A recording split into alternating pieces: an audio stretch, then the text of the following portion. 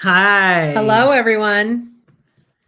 I've got to scoot in closer. You scoot in closer. There we go. Hi, guys. We're Tiff and Jack. If you don't know who we are, that's who we are. We're Yep. Tiff and Jack. We are the owners of Thought Tracks Coaching and Healing, Inc.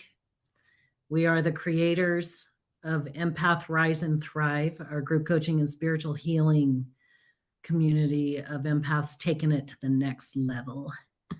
And we are also, if you're joining us in the Connected Empath Facebook group, that is our community. That's our empath community for one and all empaths to gather up together and find your voice, find your power. So we're so glad that you're here joining us. If you happen to be someone that has never heard of the Connected Empath and you know you're an empath, come join us. Like, just come and get in the group, ask to join, and we'll get you right in and take good care. Take good care. And we're so glad. It's fun to see your names. Let us know where you're joining us from. I see a lot of familiar names from our Unstoppable Empath Lab that we just did a couple weeks ago. It's fun. It's fun to see you here. Very cool. Hello from not so sunny Queensland, Australia. Oh, not so sunny today, huh? Oh, dear. Well, you're moving into the fall. Is that right? Because we're moving into the spring. Yeah. Look, here's another Australia. We have a lot of Australia because I guess it's kind of earlier in the morning there. Tomorrow. Very cool. Oh, got to get those Which way? Other way. Which no, way? not that way. No. That way. We got to get the hair all taken care of. It's super important. Oh, honey. Help me. I can't, because when you see the camera, I know it's opposite, and I have problems with that. Look at that and see what you That's think. better. Yeah. Jeez. Yeah. The hair, it's important when you're staring at yourself on a camera. That's ridiculous. You gotta make sure you don't have food in your teeth. I mean, we thought we would just get real, right? Isn't that the name of the game? Yep. I think it is. Today is about getting real and how empaths self-sabotage at work. Yes. Specifically at work. And we're going to be talking about work, but you're going to hear as we have this conversation that it's not just at work, that these things happen. And it's our hope and wish for you that you can take away a couple things today that will really up your empath game and allow you to show up in a way that feels even better to you. Lots of flooding here at the moment, lots of energy everywhere. Is this in, where's this? Jody, where are you? Where the flooding's happening? Yeah, we'd love to know. Sending love and light and healing to everyone. Oh, North NSW, Australia, Queensland, and oh, I'm so sorry to hear that. Big hug. Sending lots of good energy your way. For sure. Before we jump in on topic today, we are going to have a little card reading. I know you know this if you've been around. Maybe this is your first time. If this is your first time joining us, we do the Rebel deck reading. Most live shows. And it's a naughty wild card deck. It has the F word everywhere. So if you have little kids around and you don't want them to hear that, plug in your headphones for a minute. So what you do right now, Tiff is going to draw 3, maybe 4, but probably 3 cards. You come up with a question. A really great way to ask your question for yourself is, what would the universe like me to know about blank? And I'm going to do the question today, and I've got my question. Okay, so I'm going to pull the cards now. So really focus on your intention for your question. There's the first card. Okay. That's definitely for me. Okay. There's the second card. Got it. Did I pull 2 cards? This is 3 total now. Okay, good. All right. There we go. Okay. All right. Card number 1. And we would love, if any of you are willing to share, which card fits, or if you want to share what your question was, that'd be great too. Whatever you feel comfortable with. Number 1, get the fuck out of your head. Get into your heart. It misses you. There's number 1. The second one, lightning bolt. Figure shit out on your own. That's number 2. Number 3, fucking apologize. Did you share what your question was? Oh, no, my question. This card, I'll tell you in just a sec. Seriously, just do it. apologize. My question was, what does the universe want me to know about how I can live in my most empowered beingness most of the time? And I feel like this was my answer. Get the fuck out of your head, get into your heart. Pay attention. Because my head gets a little controlly, and my heart is pretty go with the flow. So the next one was figure shit out on your own. And number 3 was fucking apologize. Seriously, just do it. Mm-hmm. Tracy's question was, how do I become positive and manifest all the time?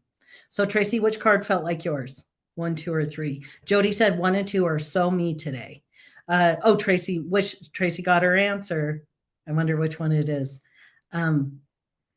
Yeah, Tracy, that would be awesome. Kelly, number 1. What does the universe want me to know about this move to the farm? Get out of your head. Get into your heart. Leona was 1 and 2. Tracy's was number 1. Excellent, you guys. This is awesome. Isn't that fun? It is the Rebel deck. Tarot with attitude. So now that we've done the reading for today, we're going to talk about a topic that is absolutely important, because you as the empath, even though you have your sensitivities, you still have to get out into the world and live your life. And many empaths work outside the home. Well, now with pandemic stuff, maybe inside the home, but are working and have to work with other people. And so we're going to talk about how to deal with the self-sabotage that comes at work. We just had someone recently say, man, if I would have known what you and Jack teach about empaths, I would have been able to stay at my job. And she had been there for more than a couple decades. Mm-hmm. I didn't understand it all about being an empath and what was happening for her there. And it was a really clear picture that this was a very important topic today. Yeah. She was sharing that. So I am see all these notes. So one of the things that I do during my week is I write all my classes that I teach and the podcast and all that. And I do a lot of research, a lot of study, a lot of note taking, a lot of learning, and then I teach. And as I was writing this up for y'all today, I learned a lot about the workplace and the empath. And so this is going to be very, very helpful to all of you. Now, you don't have to use these just in the workplace. This is really good to understand in your personal life as well. So it will really help you. Okay. And let this be interactive. So as we're going through these points, share, just like you've already been doing. Ask questions if you want clarification. If there's something that as we're talking about it, it really resonates with you and you want a little more clarity or a little coaching on it, my God, this is your chance. Speak up.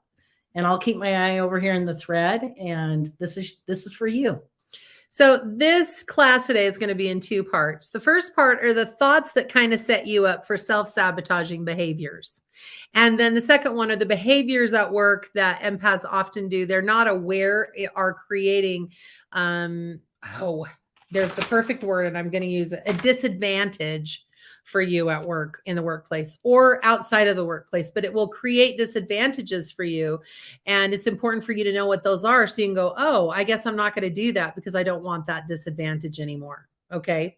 So let's talk about, there are 7 pretty common thoughts with empaths that pop up that really contribute and lend into self-sabotaging behaviors. Okay. The first one is, you may feel responsible to help or fix another person. Have you ever felt that way? Yeah. Like how many of you have had that feeling like it's my job because I know what to do. I'm really good at doing this and I'm here to help take care of other people. How many of you have ever felt that way in your life or feel that way right now? This is one of those thoughts that create and contribute to self-sabotaging behavior, because the truth is that the only person that you are here to help and take care of is yourself. And maybe if you have kids or animals and pets at home, you have to take care of them. But in the workplace, it's not your job to fix or help or take care of anyone else. It doesn't mean you're not going to be helpful, but the mentality that, oh, I am responsible for this, is where we set ourselves up for trouble. Okay. Troubles. It's a Okay. big deal. Okay. Good job. Thanks for your honesty, everyone. And Deidre said I used to, but I'm tired. yes. And Right? that's Just that's where's what the happens, F Deidre. It really down? does. Yeah. And I really appreciate people sharing, because as you share, the other empaths can feel safe to share as well. And it's just really, really helpful, because then you don't feel alone. These are very common for empaths. It's because we are the healers on this planet. So of course we have this feeling of like, I've got to help everybody or help fix something. And I'm just here to clarify so we can get you out of the self-sabotaging behavior and enjoy your time more at work and enjoy your relationships better. Okay. Number 2, the sacrifice of needing more rest and downtime feels to be too much if you keep moving up in success. So you can have a tendency of like, oh, I don't think I want to progress or succeed or be really successful at work, because then I'm going to be too drained. I'm going to have to take more rest and more downtime, and I just can't handle it. Yeah, that's cutting yourself off before you even start. Right. So it can keep you thoughts. stuck. It Yes. can make you go, oh, I think I'll just stay where I'm at. Instead of realizing that you have the power to create your day your way, yeah. in a way that feels best to you. And what you want is wants you. So you'll be able to do it. Yes. And how many of you have felt that?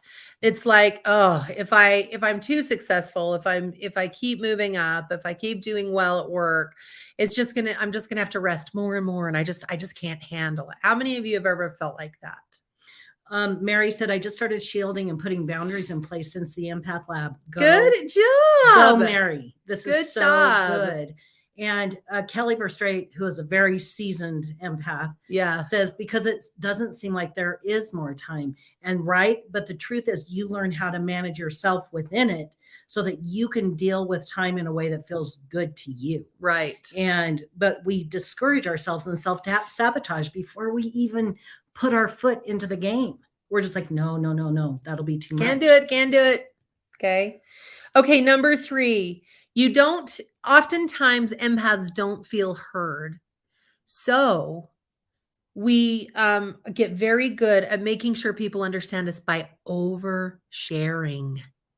How many of you have overshared? And then people are like, whoa, that is too much. I am uncomfortable. Back away. Right?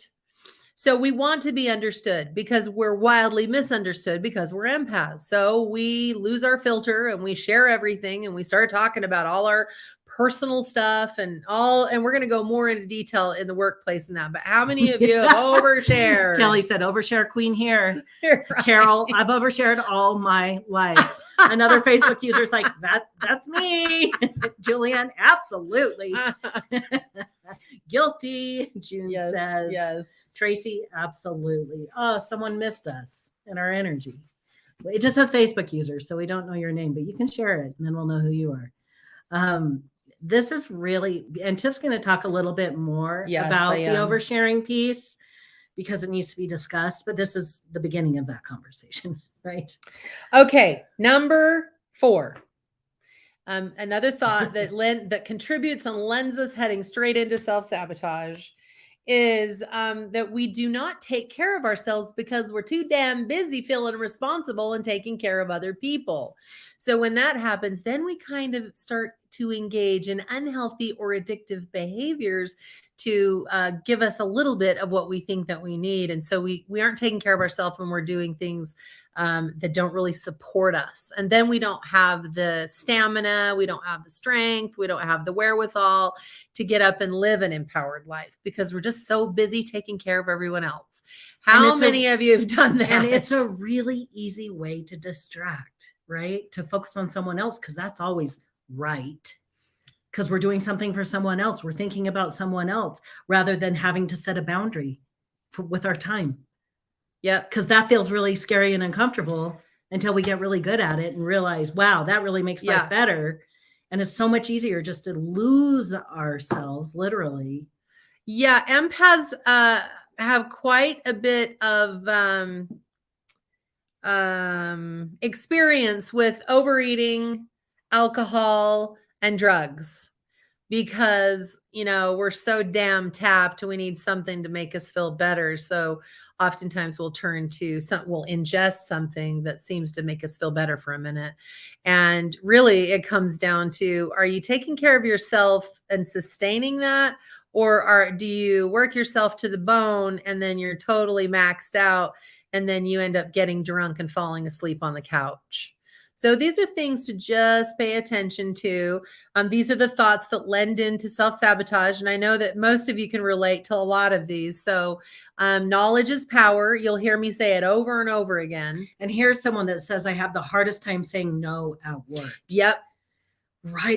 We're going to be talking about that really, very thing. Really tricky. But really consider this. It's kind of like with your own children, when you learn how to have healthy boundaries and they see their parent being really smart about their energy and their time and not just draining themselves dry. We're modeling for our kids. Well, think about it at work. If you have an upper level management person that you work under and you're just very honest and clear, it's like, this is the amount of energy that I know I have, and I'm going to give everything I've got till the end of my workday. But right now my workload is bigger than my day to be able to get it done. There's a lot of respect that goes down there because you're actually being open and communicative and also very clear with what you can bring to the table. And it's powerful. Yeah, we're going to go into pretty deep on the no factor at work in the next section. So it's these are really, see, all these things, it's starting to ignite things, right? You're starting to go, oh yeah, I remember doing this, or I do this right now. Okay, so number 5. Hi, Barbara. Barbara said, hi, Tiff and Jack. We're so glad you're here joining us from YouTube. That's awesome. Oh, nice. Yeah. Okay, we are afraid to grow in our success because it just means it's more energy to handle. And we already talked about that a little bit, but this is like a pretty streamlined thought of like, if I grow in success, I'm going to have to work harder and do more, and I just can't handle it. That's another one of those thoughts that will come in that will really lend to your self-sabotage in success in business, okay, or your work. And Jody said yesterday, I left work due to low energy. This is a great topic for you today. Good. Really great topic. Okay, number 6. Moving forward in success might mean leaving people behind because either you outgrow them or you just don't have much in common anymore. And we already have issues with feeling like we don't fit in.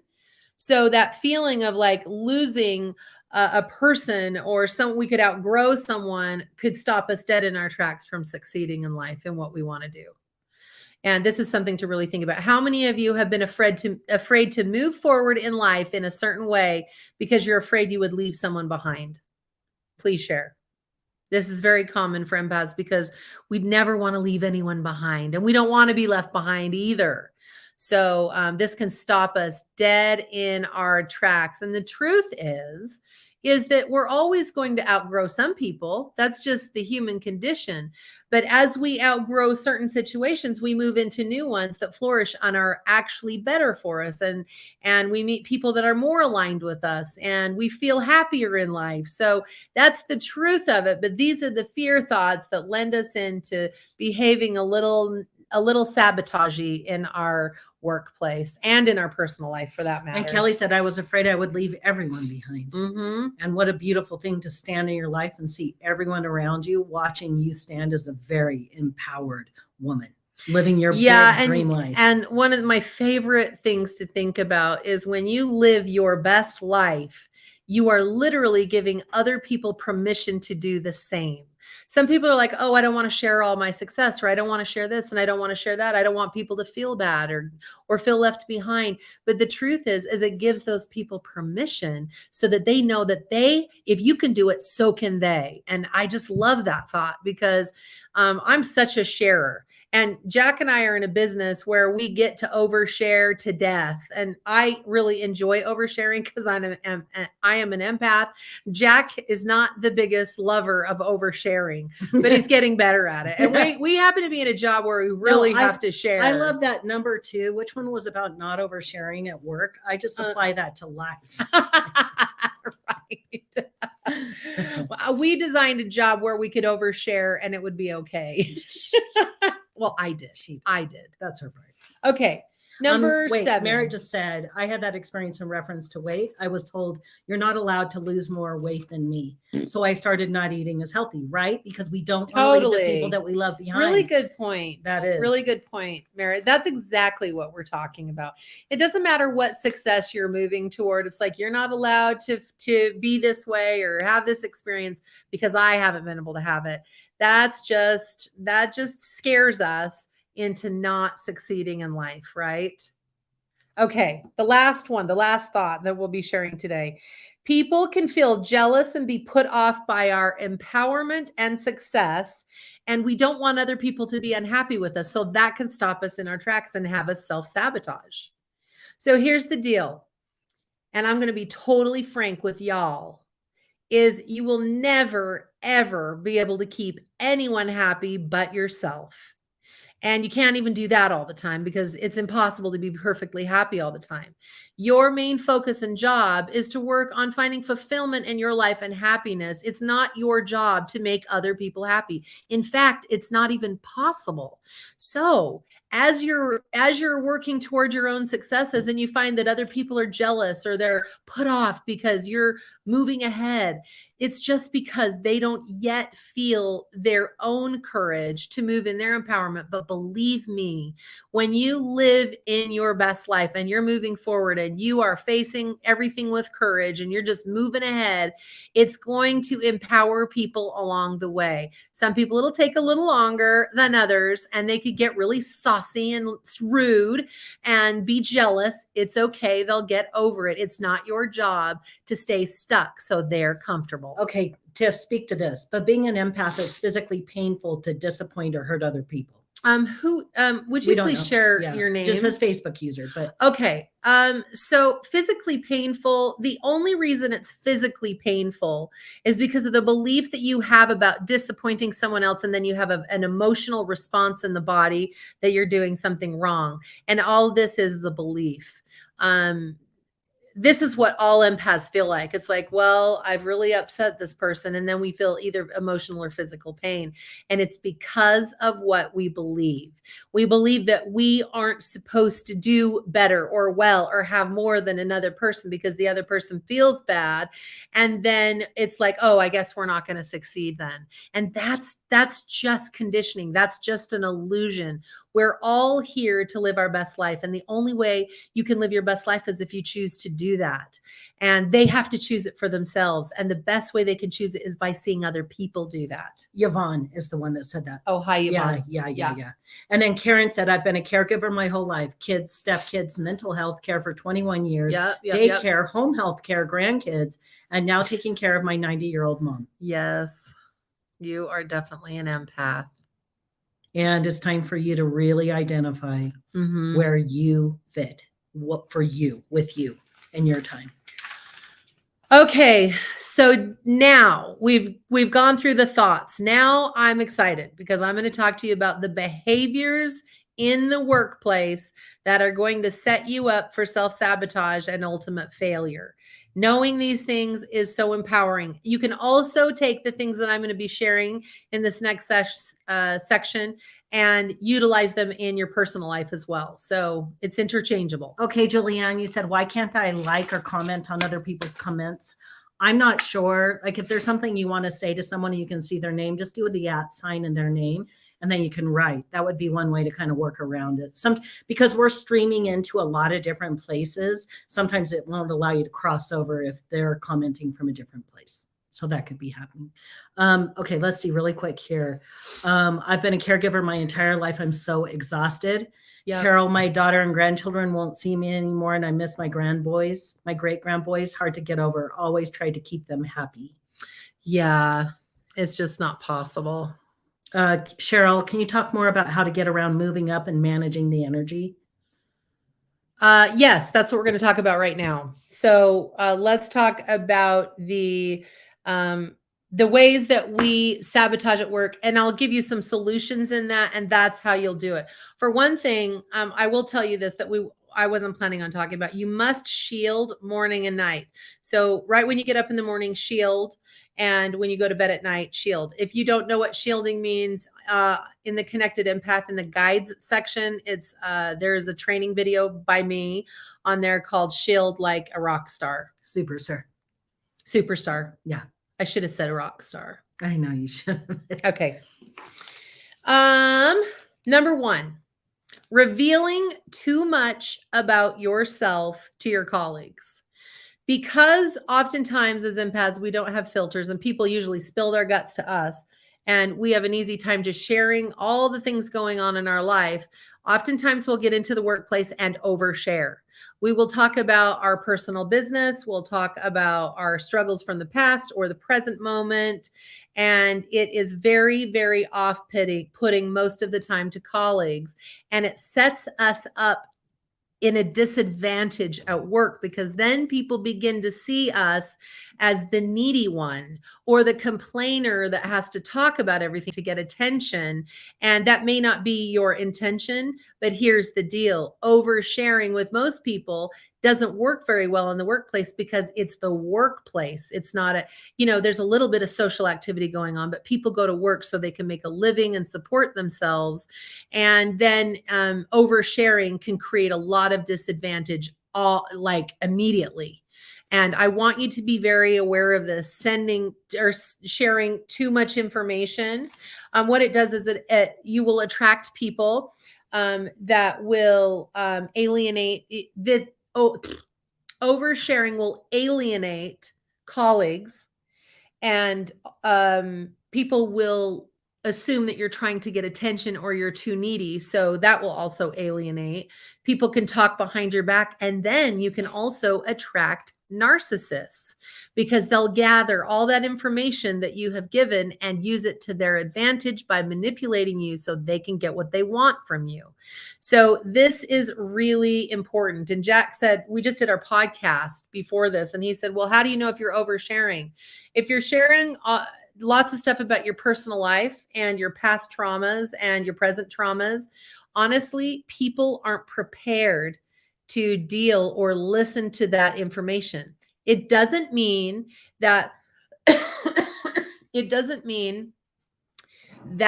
your experience is not valuable or important. It just means it's not appropriate. And sometimes as empaths, we have a hard time knowing what's appropriate. I have to ask Jack a lot if something's appropriate, because I can say things that make people feel very uneasy. Yvonne said, you're blowing my mind. I'm a massage therapist. Most of my clients come back because they love talking to me, but I've been accused of oversharing. Yes.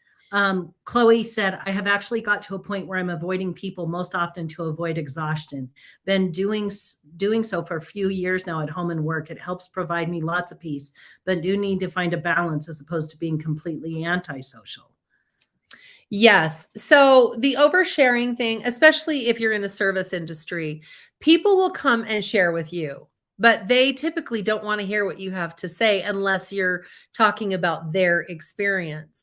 And that doesn't seem fair. And it feels like maybe people are selfish, but people really aren't equipped to manage all that information coming from someone, even though they do it themselves. And it gets a little tricky because it's like, oh, I've been accused of oversharing. And it's like, oh, what does that mean? So this really is one of those topics. It's like, pay attention to what you're sharing, do your work, be the support that you're there, make sure that you get paid what you feel like you're worth being paid, and spend most of your time listening, unless you're in a deeper relationship, which is like with your sister or your mother or your best friend. But colleagues at work, it can really put you at a disadvantage very, very quickly. Okay, a couple things we got to share here. Okay. Carol said, oh my God, I was so inappropriate. Carol, you're so awesome. I just love your comment. Karen said, I used to do this before I knew I was an empath because I was trying desperately to figure out what the hell was going on with me. Sure. Now that I know, I don't do it. But then Merritt says something that I think we need to speak to. Okay. Sometimes I do the opposite. I undershare.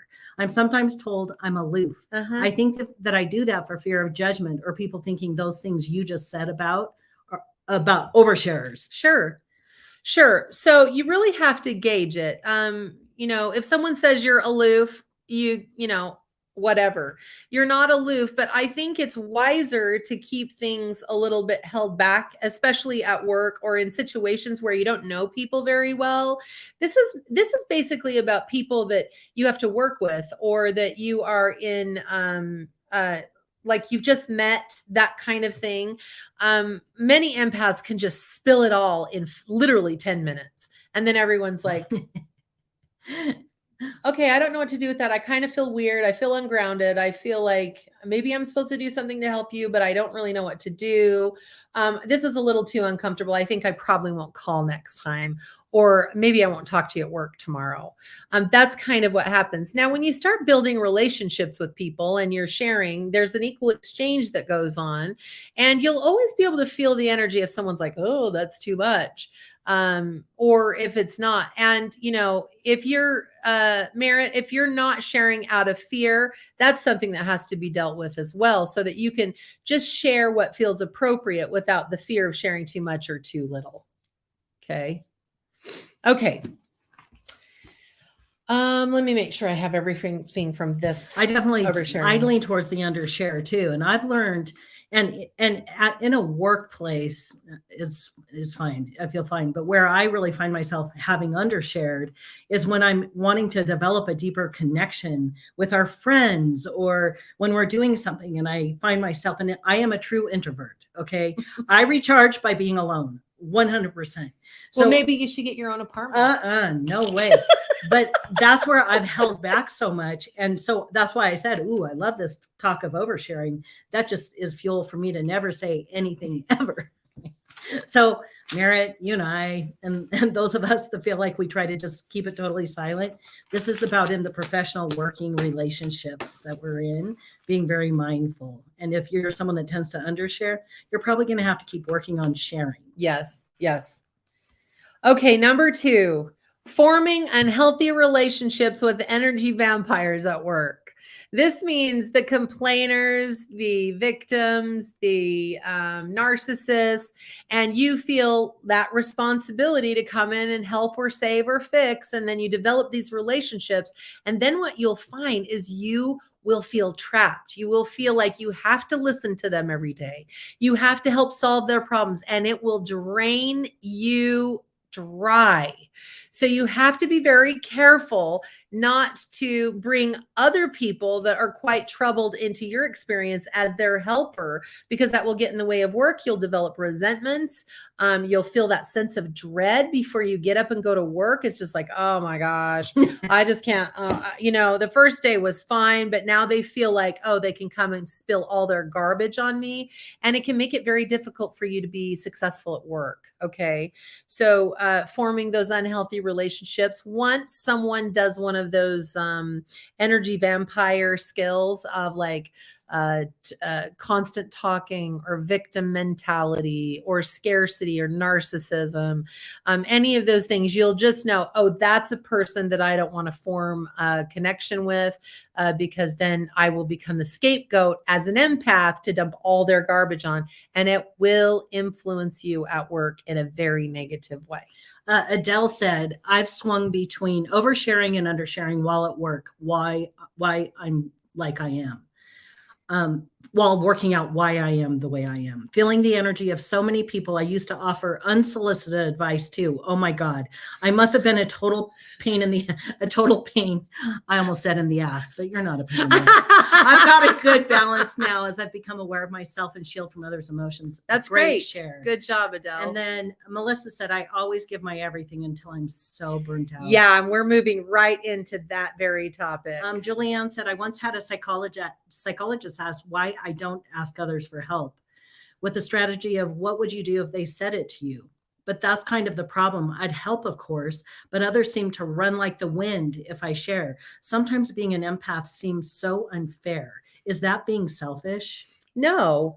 You have to do what feels the best to you. And as you're in your evolution as an empath, sometimes you'll want help and sometimes you won't. And you have to kind of gauge who's willing to help. And a lot of empaths find that a lot of people are too taxed and don't really want to help. And so finding that group of people that you know that you can trust, that if you need to lean on. But here is something that I wasn't planning on talking about, but empaths are really amazing people, but there is a tendency to be very negative because of the things that empaths experience. They've experienced a lot of negativity. So if you talk a lot about negative things or things that feel uncomfortable to people, most people don't want to engage in that for long periods of time. You know, with Jack and I, even when we're struggling with something, it's like, okay, I'm feeling bad because of this. And then Jack will immediately say, what do you want? And then I'm like, okay. And I will feel my feelings about something, but I typically don't share a lot of my sad feelings with people because people don't really know how to manage other people's feelings, and they don't have the ability to even make me feel better. So I know that people love me and understand me, but I don't really take any of my pain, typically my pain or struggles, to other people unless I've hired a therapist or a coach or something. I say, this is kind of what I'm dealing with. But other than that, I don't typically do that. And if I need help, I'll definitely ask for help, but I don't go too deep into like this, my life's falling apart, this is what's happening. You just have to get really clear that most people don't know what to do with all the negative that can come in. And sometimes empaths can be extremely negative because of the pain they've endured. And that will definitely turn people away pretty quickly. Okay. Okay. The next one is that empaths oftentimes have a hard time saying no at work. And we talked about this a little bit. There is this fear that they won't be valued or that they'll be a bad person if they don't do more than their share. I'm going to say that again. There's a fear they won't be valued or they won't be a good person if they don't do more than their share. So they overdo. And then what happens is everybody gets used to the overdoing, and then it is expected. And then all the things that people don't want to do at work, the crap jobs, the shit jobs, hit the empath. They are the ones that are expected to do them. This is why I'm telling you right now, do not overdo at work. Do your share, and that is it. Okay? Now, if you have an agreement with someone that you're going to help them out one time, fine. But if you're like, oh, I'll do it. Oh, sure, I'll do it. Don't worry about it. I'll take care of it. No, don't you worry about it. I'll make sure it's all covered. If you do that over and over, then people will expect it. And then you will get the crap jobs and you will feel used, resentful, and mad as fuck. You will resent the shit. I'm telling you right now. And you will typically either end up being completely burnt out and quit your job, or resentful and snotty and get fired. Okay. God, isn't this a great message? Barbara said, oh my God, Tiff, does that resonate with me? Absolutely. I worry that I never do enough. Yep. Kim said, I wish I had heard that 30 years ago. I hear you. Right? Yeah. Well, there's no accident. Today's and we the feel day. like we're being so awesome because we're working so hard and we're reliable, God damn it, and we're doing all the stuff no one wants to do. So we should get recognized, and they don't recognize us. They put all the crap on us, and then they're mad because we're upset, and then they fire us or we quit. Jody said, oh yeah, I've been pulling back and people don't like it. Jody, keep pulling back. Seriously. You got to reset some new. Yeah, this is a reset. It's a reset. Very uncomfortable, very uncomfortable for everyone involved, especially you. Stick to it. Yes. Okay, number 4. This is the last one, guys, and it's so important. Empaths tend to play it safe because they've developed an idea that the world is selfish. Everything is unfair. There's not enough for me. I'm never going to have what I want. Nobody cares about my feelings because we have self-sabotaged ourselves at work by not taking care of us. And so we won't try for more. You could have opportunities come in. It's like, no, I'm okay where I'm at. I'm just going to stay here. I'm too afraid to go out there and try something more, something different, something bigger because, well, look at how my work's been here. Everyone treats me like shit. Tracy said it's expected when you do more. Oh, yeah. It's expected, even with family. Oh, yeah. especially with family. Absolutely. I would say, and that's as a parent of young kids, Yep. be so mindful. Don't give your everything away. Don't let them just eat off your plate. Don't just give your space, your time, all of your energy. It's so important for you to model for those little humans what healthy boundaries look Why like. did you bring up eating Because off your that's plate? what I really just was of the mindset with all my little kids. It's like, what's mine is yours. You can have it all. And I didn't understand because I had all of my things I had to work through and all my limiting beliefs, my stories about myself because of my conditioning and the things that I had been through as a kid. And oh man, boundaries are everything. This really is a boundaries conversation across the board, right? Like Kelly said, boundaries, all caps. And with our kids, with our workmates, with all the people that we are working with, as a boss, as an employee, all those places, we have to be very, very aware of our energy, what we're doing, how we're showing up, how we're taking care of ourselves, what boundaries are we setting, where are we giving way too much? You're never going to be perfect. You're going to find yourself over giving. We'll find ourselves oversharing. And then we'll go, oh, I'm going to do that different next time. Right? So don't beat yourself up about this. Yeah. Just pick up whatever really hit you. Nobody told us about this stuff. And the reason that this is even happening is that I'm teaching this today is because we work with all these empaths over the world that are working out in the business world, and they're drained to the bone. And they're like, how am I going to keep going for the next 15, 20 years? And it's like, if you just have these simple tools of understanding, you can say, oh, I'm not going to go in and just share everything about myself. You know, when I build relationships that are, you know, I've been here for a while and I am really good friends with a colleague, I can share a few things. But even if it's lots of negativity, nobody wants to hear about constant negativity. Nobody, even if that's how you feel, you know, there's other ways to manage that without spilling it on other people. And so this is just really powerful information so you can live an empowered life in the workforce because, hey, as empaths, we still have to get out there and live our lives. We still have to eat, drink our drinks, have our fun, work our work, and come home and clean our house and wipe our butt after we poo. You know what I mean? It's like this is the human condition, and there's no escape in this life of just being able to be sensitive all the time and never have anything to do. That isn't real. So there are very important pieces of knowledge for you so that you can get out there and be empowered. And I'm sure most of you didn't even know that when you overshare, it actually puts you at a disadvantage in work and can really prevent your success. So now you know. And it's like, oh, cool. And if you've been oversharing, stop. It's okay. It's all right. You can do something different. Yeah, totally. You know better. And I would like to share this because I am so grateful Yvonne shared. Yvonne said, I've been feeling physical pain from overdoing it. I decided to ask my husband and kids tonight to step up and help me because I need it. Thank you two so much for giving me the confidence to do it. You go. That is Yvonne, awesome. You go. You are amazing for doing that. Good job. Seriously. Right?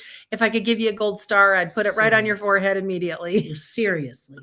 Julianne, there's a reason I woke up so early today so I could be a part of this. Thank you, Tiff and Jack. You're helping so much in a time when I was almost done in. Well, Julianne, we stand for you. Yep, totally. We know you get to have whatever you want. It's for you. Leona, right? Eat dessert first. Amen. Life is meant to be devoured. I was just looking around for dessert. I know. Oh my God. Wow. What a great topic today, huh? Yeah. Who knew? So good. Okay, let's see, Barbara. So glad that you're here. I do my best to keep my bad stuff to myself. Keeping vibration high is healthy. Yes, and feeling your feelings is healthy too. Yes. Make sure and feel your feelings. We are never going to be a proponent of saying don't feel your feelings. We're saying feel all your feelings. Let them matter and then move forward, right? Feel, let it wash through, and keep on going the direction that you want to go. Totally. Yep, gold stars everywhere. You guys did great today.